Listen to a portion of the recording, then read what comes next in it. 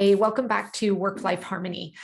Today's episode is something I've been sitting on and thinking about for a very long time, but I have been hesitant to record this because of all the disclaimers I'm about to say right now.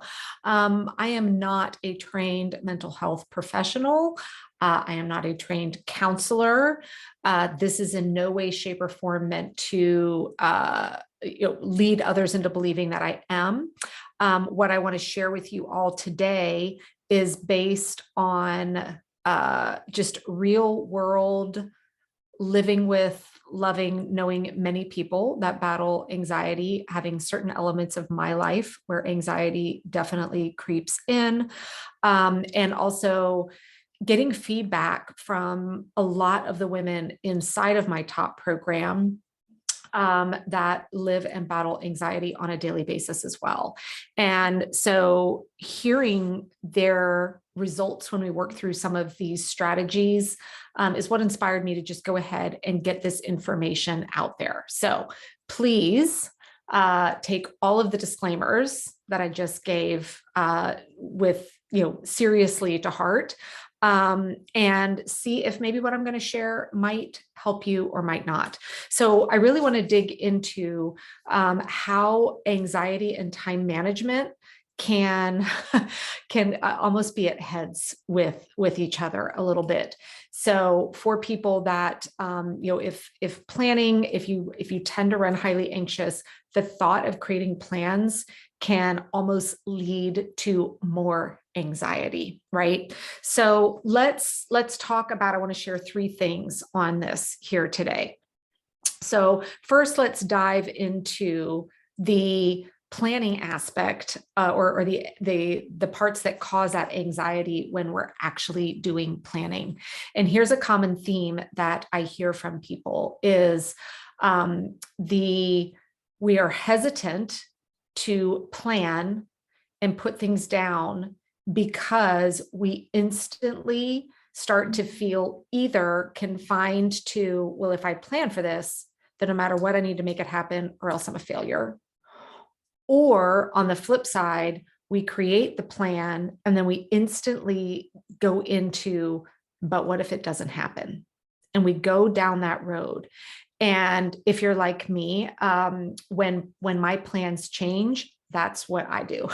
A friend of mine coined it getting on the bus, meaning, okay, child's home sick today.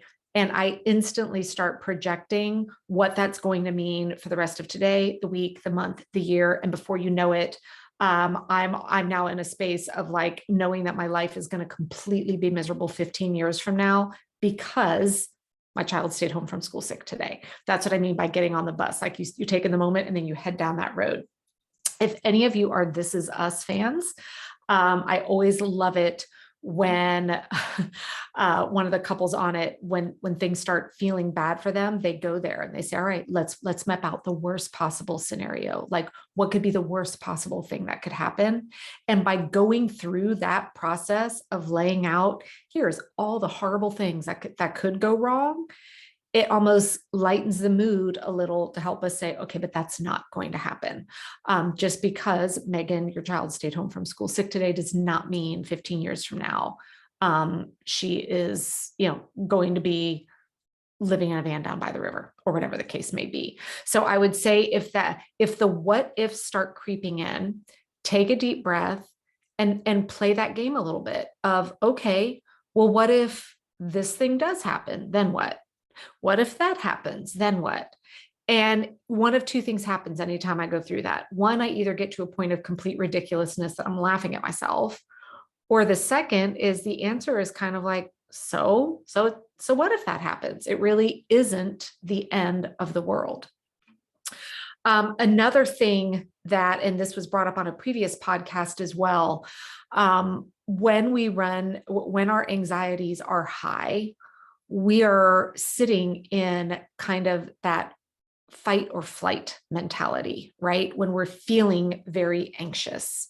And when we are in that moment and our brain is triggered into that fight or flight response syndrome, what happens is our ability to make rational decisions and see things rationally goes out the window. This isn't a fault in you. It's just neuroscience. This is what's going on in our brain.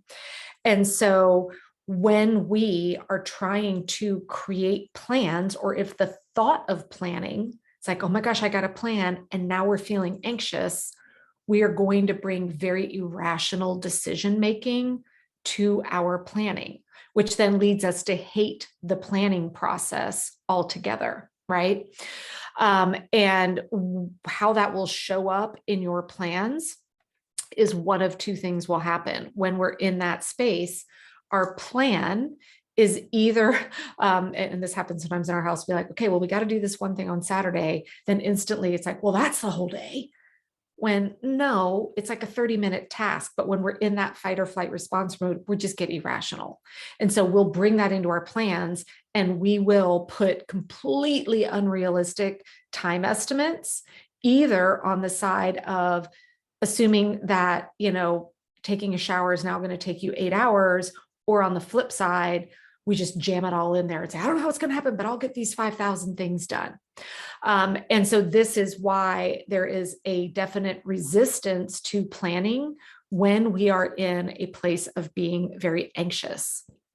So I want to give you a little tip if this is you and you resist planning because it makes you feel anxious, or once you put the plan in place, seeing all that information on your calendar, just seeing that can trigger a response of anxiety as well.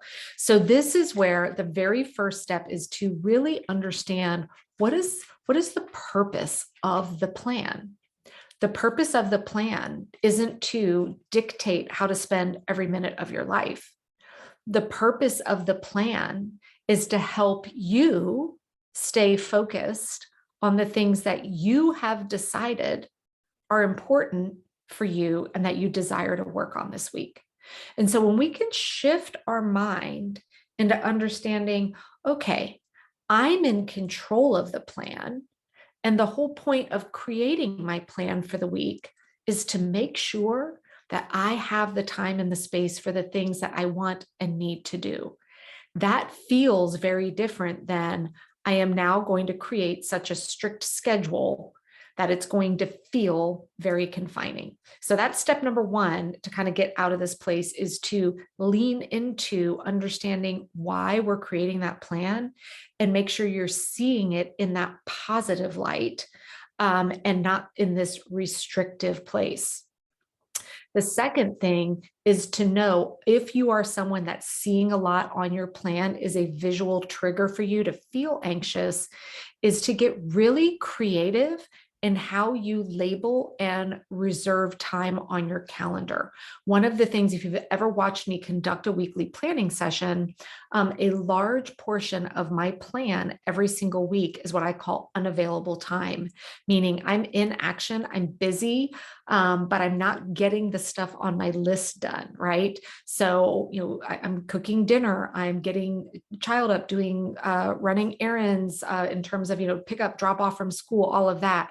I have that visually on my calendar, but it's done in a very subtle way so that when I look at my weekly plan, it doesn't cause me to flip out because I see so much on there. So rather than blocking off the whole section for what I just call my unavailable or busy being busy time, I just take one of my favorite erasable pens and I draw a very thin line down that space to kind of block it off.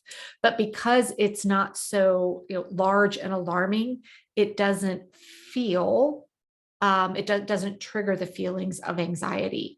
And so this is where, really leaning into understanding what are the things for you that trigger you into kind of getting into that fight or flight response mode as it relates to how we plan and manage our time, and then getting creative with the solutions of how we can create meaningful plans for the week that bring you joy.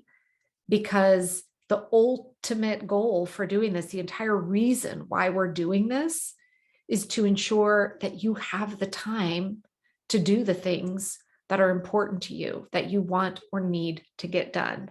not to have it run your life. So again, this is just from personal experience. It's from hearing feedback from other women inside of my top program. And so if any of you listening today are ones where the thought of planning and getting all of that in place, leaves you with a feeling of being very anxious, please know you're not alone. It's very common.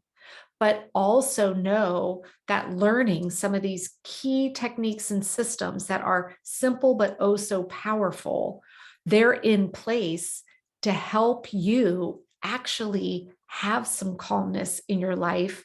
Because instead of stewing in a place of wondering, I don't even know how I'm going to get it done, the point of the planning is to give you a clear path to seeing that it's possible, to help you get into action and out of that fight or flight response mode. So I hope you guys have a great, great week. I will see you back here next week for another episode.